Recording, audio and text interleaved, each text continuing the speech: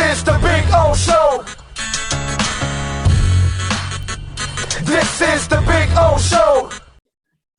The offense. Yeah. 22 turnovers. So what would you attribute to those struggles in that? You have to credit Indiana. You know, they came out with, you know, some energy and disruptiveness, and you know, some of the details of what we do waned at times.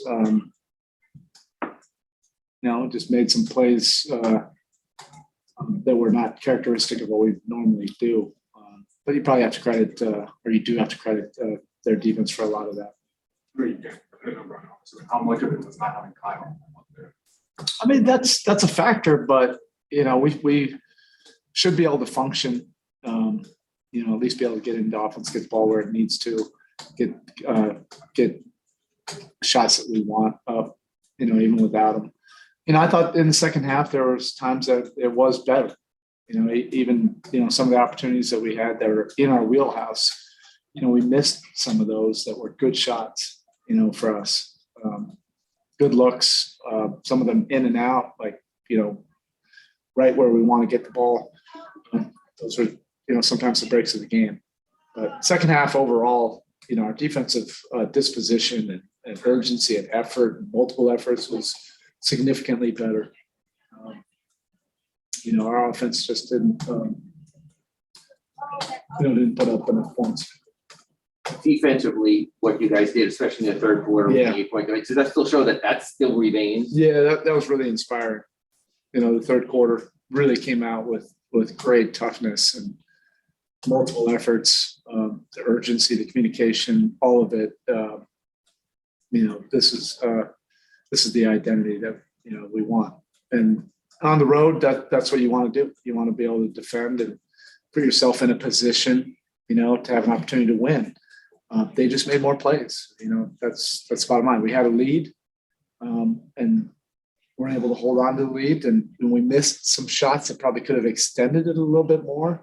Good shots too. Good shots that we'll take. And then they made some plays, you know, down the stretch. Got some key buckets. Yeah, I'd ask you about closers, and we had mentioned the possibility of Tyler. I mean, I know it's early, but does it sort of show that he's very much can be a closer, what he did at the end of the fourth quarter there and getting you guys into the overtime? I mean, has he sort of graduated to sort of course he is?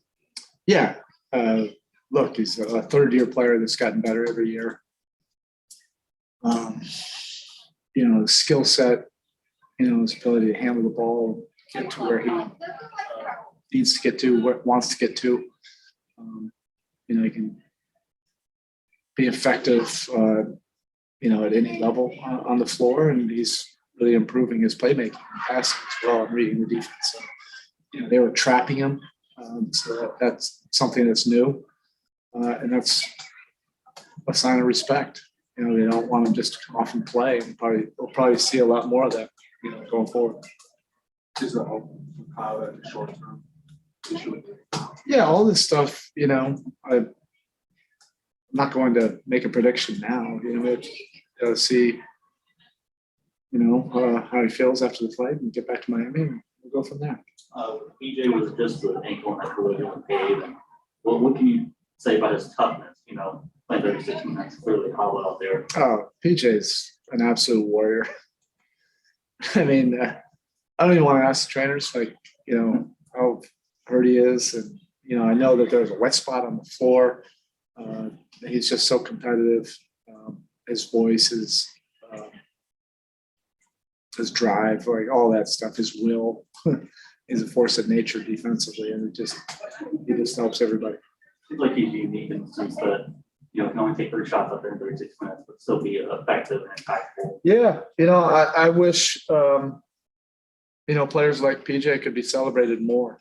You know, for young players coming into this league, PJ's a winner, a big-time winner. You know, all the winning teams want to get guys like PJ, you know, because he does all the little things. He defends. He's very detailed, great communicator. Offensively, he's in the right spots. He's our best screener. I think young kids, coming into this league, they don't understand all those intangibles that impact winning. Maddox, go ahead. All right, we'll take one question from Zoom. Cooper Moorhead, heat.com. Go ahead. So not just 30 points for Tyler, but the 28 shots, whether Kyle is in or out, how important is that volume going to be, just the shot creation that some Lions need with Tyler out there? Yeah, the shot creation will be important. Reading the defense and being, super efficient will also be important. With Kyle down today, the ball's in his hands more, meant more opportunities. Hopefully, Kyle won't be out long, but if it is, games, and we'll just have to find a way to be more efficient.